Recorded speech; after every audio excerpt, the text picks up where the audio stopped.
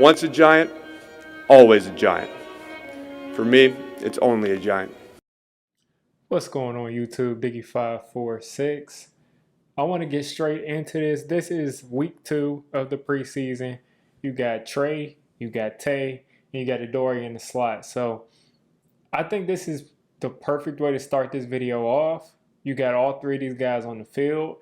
And pretty much week 2 of the preseason, the reason that you don't see a bunch out about Tre Hawkins and about Tay Banks, the reason you don't see a bunch of the stuff out is because they really were solid in coverage all game. So to kind of give a quick diagram of this play, you got Adoree Jackson who's coming on the blitz out of the slot. And Adoree Jackson is a speedy corner. All 3 of these guys are fast. And this is something I'm excited about. But he's on the blitz. I think you got Kayvon also coming. So I don't think he's dropping.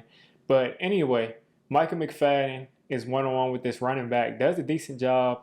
This is man coverage, and I think this guy's in the deep zone, and this guy's just kind of floating around the middle of the field. But anyway, we're focusing on Tre Hawkins right here, and then we'll replay this video, and we'll focus on Tay Banks. So Tre Hawkins, nothing fancy here. He's in zone. He's playing off coverage. He just goes right into a shuffle technique. Eyes on the quarterback, so you know it's zone. Right in the shuffle technique, stays on top of the receiver, and just does a really good job. I mean, the receiver has inside leverage, tries to get Tre to try to open his hips up, but Tre stays disciplined. He knows he has help inside, and overall a good rep. I mean, a lot of people may look at this as just, oh, this is just a run-of-the-mill play, and it is. But a lot of rookie cornerbacks, they might fall for that rocker step right there. They might try to flip their. If he flips his hips at all, this is a touchdown that he's giving up. Now there is pressure there, and we're not even focusing on the quarterback right now because we're working on defense. But we're working on the secondary is what I'm saying. But in this route, as he takes this rocker step, a lot of guys might flip their hips, and Tre Hawkins does a good job of staying on top of the route, and the wide receiver pretty much runs right to him. So now let's take a look at the other side. So you got Tay Banks, one-on-one man press coverage, and he pretty much takes this receiver out of the game. Out of the game, at least on this play. I don't like for cornerbacks to double shoot with both hands and get their hands on somebody at the same time, because watch right here, you're going to watch him shoot his hands, and when you shoot your hands, it locks your hips, so he's not able to open up and run with them as well as he probably would like to. But he does a good enough job, and he kind of plays the lottery, does a good enough job at slowing down this route, and he's got enough speed to be able to catch up. So he does get a little bit of a jam. The receiver, I think, also put a hand on his chest, so he does get a little bit of a jam and is able to recover, stay on top of the guy. And at this point, I really would like to see Tay Banks be able to just shuffle here. I really think Tay Banks is athletically gifted enough to really just be able to shuffle here. He's playing man. We all know he's playing man because he's got his eyes on this wide receiver right here at the top of your screen.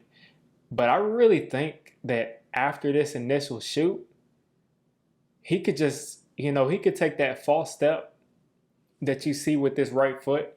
Pay attention on this film right here. He's going to take a false step with this left foot first, and he does a little hop back. But if he's able to kind of just stay square and not take that little hop, stay square, get his left hand on him, or get that right hand on him because he's going right towards that right hand, hit him with that right hand, boom, and instead of both hands, hit him with that right hand, and then kind of use that as momentum to just stay square on top of the guy. I think that he's athletic enough right here to just shuffle and stay with this guy running and really just force him towards the sideline. But all this stuff is nitpicking. I mean, the receiver's not getting open here. he's just not getting open here. But if this is a better receiver, I think that would be better technique there. Just because you're not locking your hips by pressing with two hands, and you can just kind of just shuffle with him, lead him to the sideline. But other than that, again, nitpicking. This is a good rep. As you see, he forces him to the sideline, and there's nowhere to go with the football. So in this next play, you got man across the board, and we're going to start at the top of your screen with Tre Banks. So let me give you a quick little highlight of Tre Banks right here, one-on-one, man coverage. Remember what you saw this last play. He's in press man, and this time he shoots again with two hands. Again, he takes a little bit of a false step right there, mirroring that receiver. Not an issue at all, not an issue. Kind of opens up the gate, but not completely. So does a good job staying on top initially. And really good job.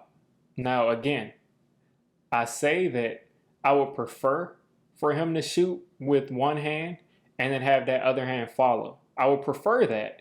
But if you are going to go ahead and shoot with both hands, there's nothing wrong with that. Nothing wrong with it. I would prefer it the other way because you make sure that you're able to turn either way. But when you do get a press like this with both hands, look how much he throws this receiver off his route. It's the play's over at that point. The play is over. He can get physical. And you see on that last play how you saw Deonte Banks pretty much running. This time he's shuffling. And there's nowhere to go with the ball. So Adoree does a good job on this play too. I won't even focus on him. I'm trying to focus on the young guys. But let's take a look at Tre Hawkins on this play. And Tre Hawkins is at the bottom of your screen. He's in press man. And let's look at his technique. He just does another job. He's using shuffle technique and press man. And he's not actually getting hands on the receiver, but he's using the shuffle technique. If you can see him coming off the line, that receiver takes that first step. He's just mirroring that, and he's just shuffling. And this is what I meant by Deonte Banks being able to do that. You see Tre is still on top of his receiver, still on top of that receiver pretty much, and he's shuffling. So waits a little too long. I think he probably took one too many shuffles, one too many, and the receiver is able to kind of catch up with him. But then he gets those hands on him. Let's see if that's within 5 yards. Let's see. The 5-yard marker is probably what? They're at the 42. So for them to be to the, let's see, 5-yard marker, 1, 2, 3, 4, 5. So 5-yard marker is around, somewhere around here. So let's let this play. And you see where I just made that mark. Gets his hands on him a little bit outside of 5 yards, but it's nothing egregious. But anyway, he's able to slow down this route. The ball's already out, and the play is over. But again, you kind of want to see him get out of that shuffle a little bit early so this doesn't happen. He's way too athletic to be getting run by. And I'm assuming he kind of came off of the guy because he saw that the ball was thrown. So not a bad rep at all. And of course, just a quick shot of Adoree Jackson in the middle of the field. Pretty much just locks down this route by Adam Thielen. So again, we're going to look at both of these guys again. Tre Banks is once again in the corner at the top of your screen. And this is just a physical route by this receiver. And Tre Banks does a good job hanging in there and pretty much out-physicals him. The referee sees that they're both kind of fighting, and they don't call it. I love to see that. So just check this out. Tre Banks back in press coverage. And again, shoots that double shot with two arms. And he's not able to twist his hips as smoothly. And the receiver is kind of able to get parallel with him. So receiver has a decent release here, but Tre Banks is too athletic to just run by. So the receiver has to try to get physical here, uses his hands a little bit more, tries to cut back inside, tries to cut outside, trying to turn this into a whip route. But Tre Banks is there all day. They're hand fighting. And he just kind of hits the deck. I mean, This is something that I don't think receivers are going to be able to do with Tay Banks, is out physical him. I just don't think that's going to happen. So let's look at it in real time. I think he was there fighting the whole time. And it's just so hard to ignore Adoree on these reps. But again, we're not here for Adoree. We're not here for Adoree. So anyway, you got Adam Thielen. You got Adam Thielen at the bottom of your screen working against Tre Hawkins. This is an invaluable rep. Adam Thielen is a vet's vet. He's a guy that had a 100-yard game after 100-yard game, and he's not the same athlete at this point, but he's still got the same brain. So, again, he's a better route runner than I think Shi Smith that Tre Hawkins went against a little bit earlier. So, he's pretty much here. It looks like he's in a cover 3 or maybe quarters. Let's check out what's going on. This looks like this may be just off man, but it also looks like cover 3. This looks like some kind of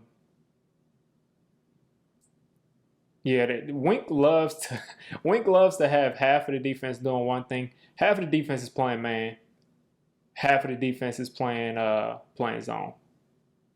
So anyway, Tre Hawkins starts off in another shuffle or kind of a backpedal, so maybe he is playing.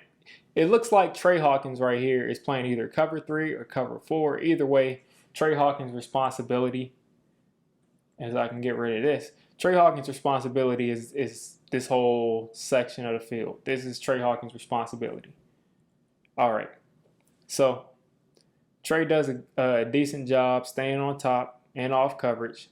He knows the ball has to travel a little ways.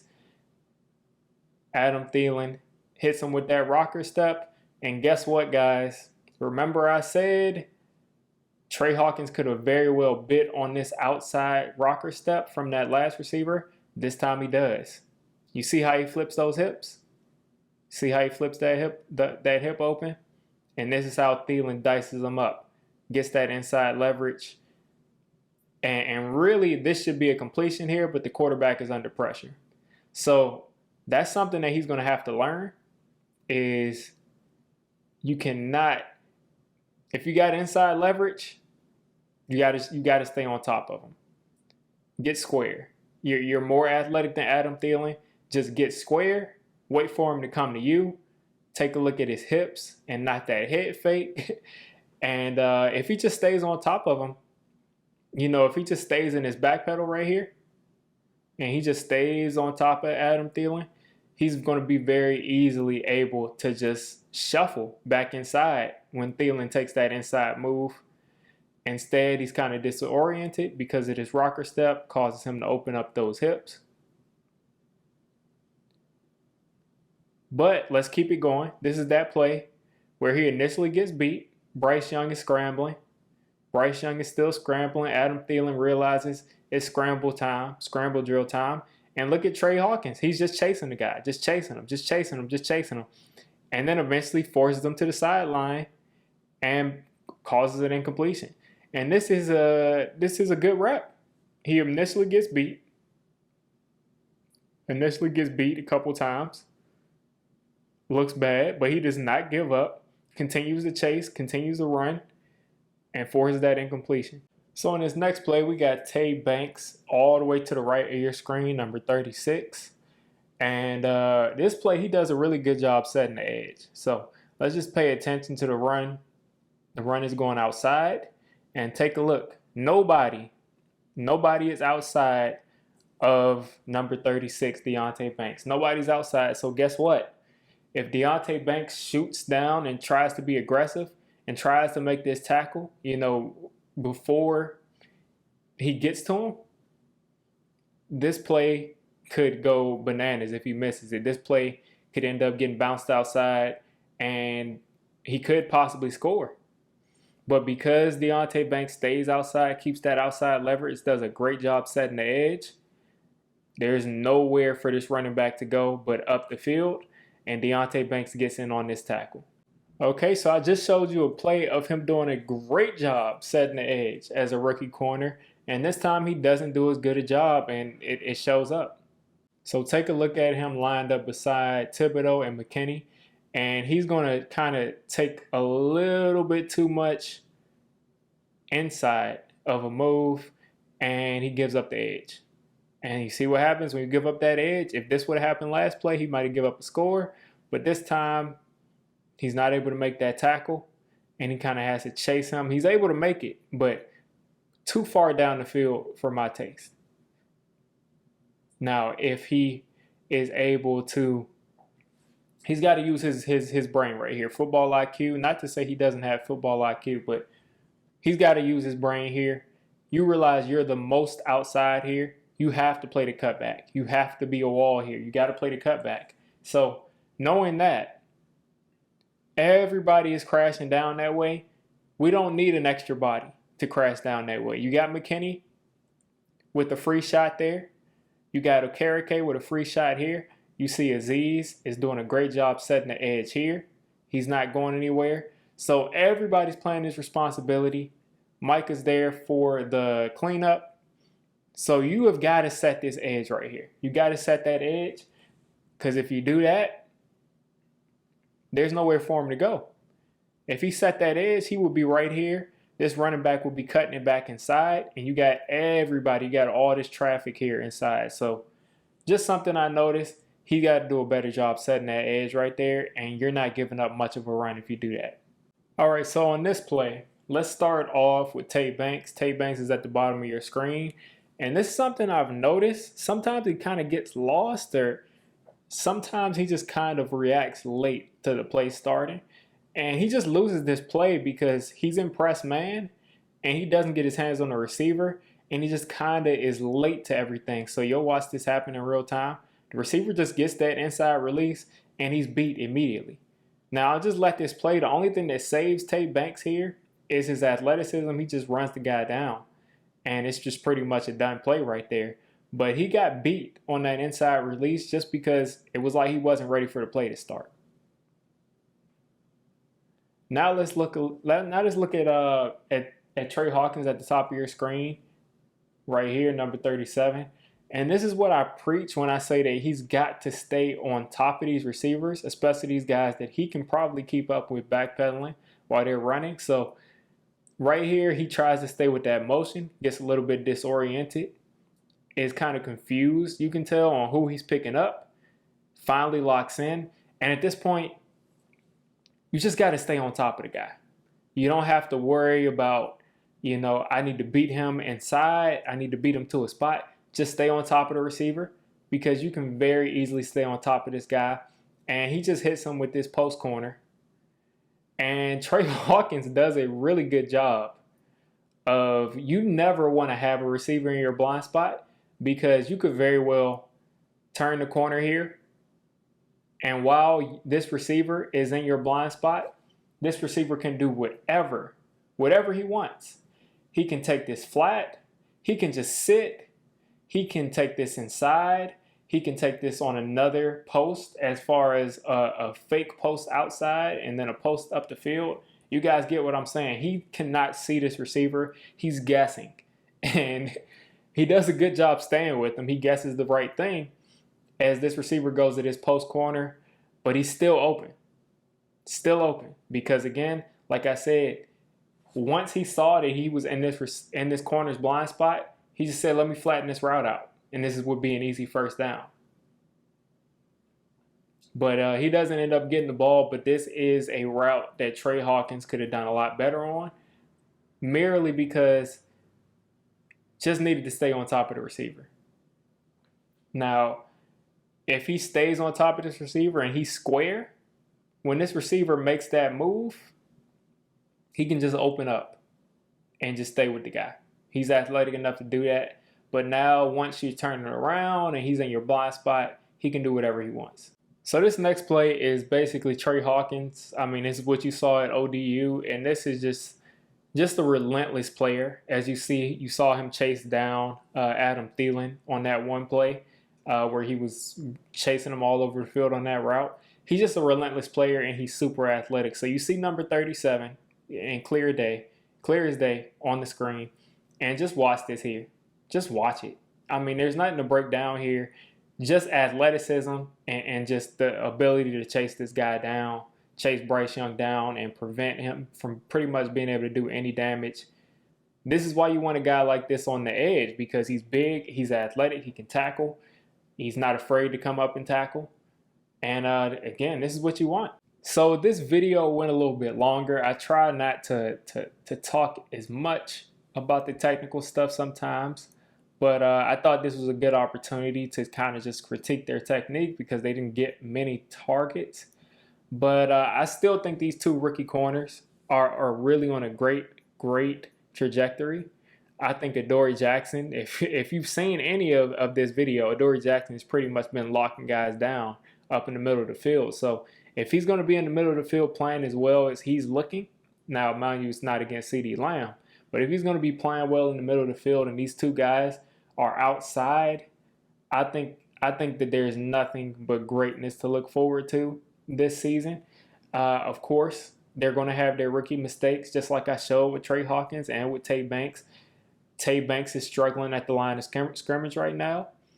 Tre Hawkins is struggling with a little bit of transition and the routes. But I do think that both of these guys are going to have more good moments than bad moments this season. So you guys let me know what you're thinking of our two rookie starting corners going into week 1 of the season. I mean, they may get some time against Aaron Rodgers, but the real test is week 1. You guys let me know what you think. If you made it this deep into the video, come on, just hit the subscribe button. I make Giants content primarily, draft content secondarily, and during the season, I'm going to be doing a lot of reacting to pretty much most of the NFL games and everything NFL. So if you made it this deep, go ahead and join the D6 squad.